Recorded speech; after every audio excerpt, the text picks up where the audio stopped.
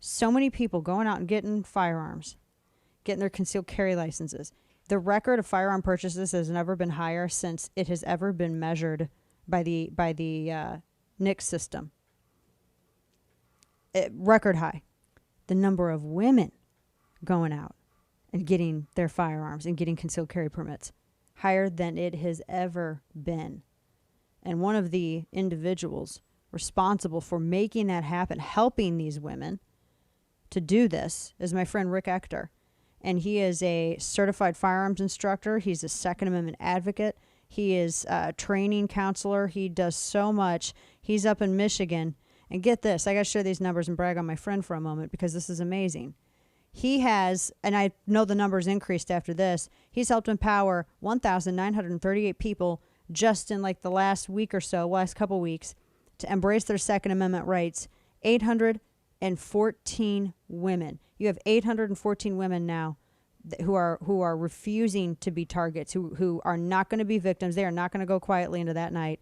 Rick Ector, God bless you, my friend. I'm so happy that you're helping so many, and thank you for doing so. Welcome to the program. Hey, thank you for having me on the show once again, Dana. It's always a pleasure for you to give me a forum to update what we're doing here in the Metro Detroit area. Always a pleasure to be on the show. Of course. You have done so much for women, especially. I've been looking at all these women you've been helping, all these people you've been helping. Tell me a little bit, because have you noticed the increase in people who want to learn how to use a firearm, how to handle a firearm? Tell me what your experience has been and what you've seen in terms of increases. Well, I've had a front row seat at this phenomenon for over the last 9 years when I first started this charitable event that I do every year that gives women a free swim lesson. And we, with the virtue of sponsors, where we cover absolutely everything from a gun rental to ammunition, eyes, ears, personal protection equipment and gear, personal range safety briefing, and one-on-one instruction in the booth. 9 years ago when I started this project, I had 50 women take me up on the offer. Last year, as you mentioned, I had 814 women in one day take me up on this offer. One day. And, but this is last year. Now, let me amaze you at what me and my volunteers, the firearms trainers, did just the other week. We trained in one day, that Saturday, August 15th, we trained 1,200 women in one day. So that broke my one-day record. And then that following Sunday, the day after on the 16th, at a different range, we trained another 738, which puts us at 1,938 women over that two-day weekend. And if you are asking me if there's an interest that women have in personal protection and firearms and learning how to use guns to protect themselves, it is a resounding yes, and they're responding in droves. Oh, that is amazing. I am so happy to hear this. I'm so happy to hear this. This is fantastic. And 1,938 women. That's something else. And all of these women, when they went and they met with you, these are women who have not carried before. They're not like, it's not like they go out and shoot regularly or go hunt or anything like that, right? Yeah, the vast majority of them have never seen a real gun before ever, other than TV or maybe in a newspaper article. But they were curious about guns, and when you look at all the things that are simultaneously occurring in society today, we're trying to get the economy restarted. We're still dealing with the remnants of COVID, and we're looking at some of the violence that's unfolding on our television screen. It seems almost on a nightly basis, and the fact that it's a presidential election. All of these four simultaneously occurring events are happening all at the same time, and I would say that these forces coming together is what's driving a sense of angst amongst women, and they're responding in droves to the suggestion that they should take on a more active role in their personal protection. Yeah, absolutely. And of course, when you have certain politicians out there who talk about they would ban this gun or that gun or so-called assault weapons, which is really just code for semi-automatic rifles, that's worrisome. And women, particularly, I think as of late, have been really paying attention to this. Let me ask you this. What has been the most, the go-to firearm for them, like in let's say handgun training, for instance? What's been the most popular handgun that you've noticed that women feel most comfortable using in training, and they seem to kind of gravitate towards carrying?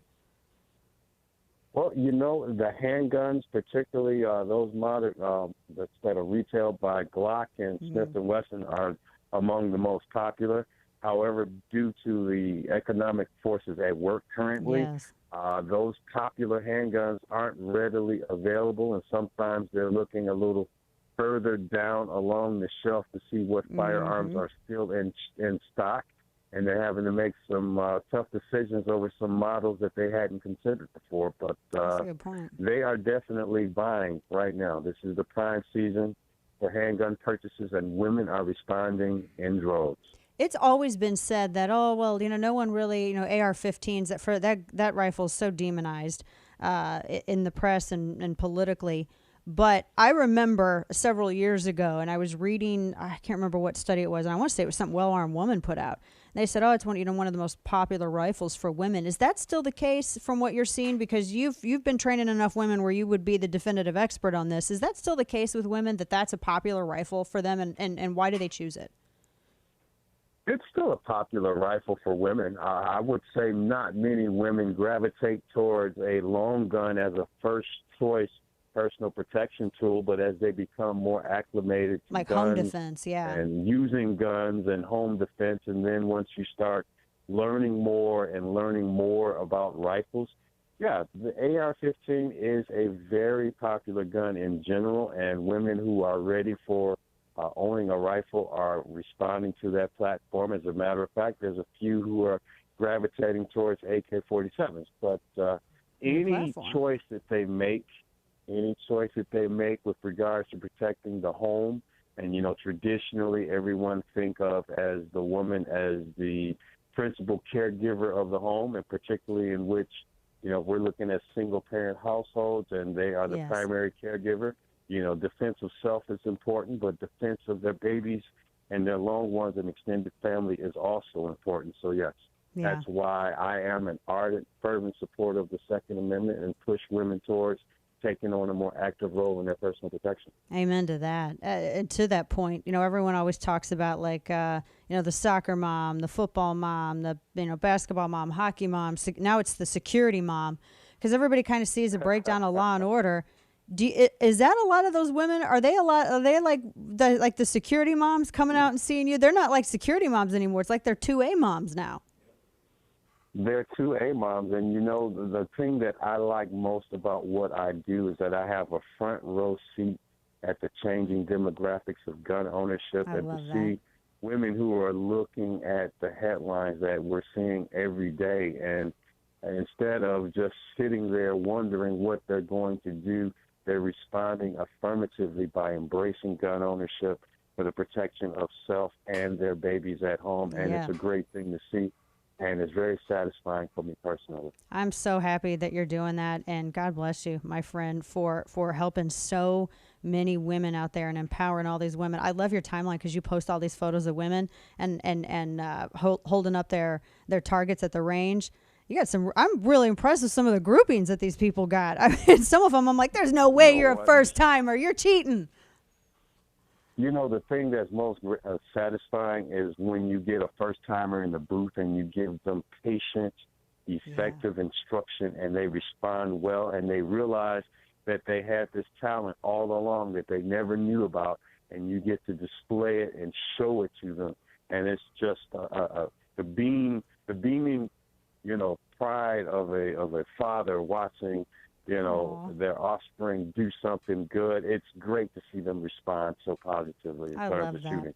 I love that. And you're a fantastic trainer. And I can just tell, just knowing you, my friend, and knowing your patient temperament with that, that's awesome. And I'm grateful to you. Where can people go if they want to help, if they want to learn more, or if they're up, maybe there's we have stations in Michigan, we have affiliates up there. If they're in our listening audience, where can they go to find you and learn from you?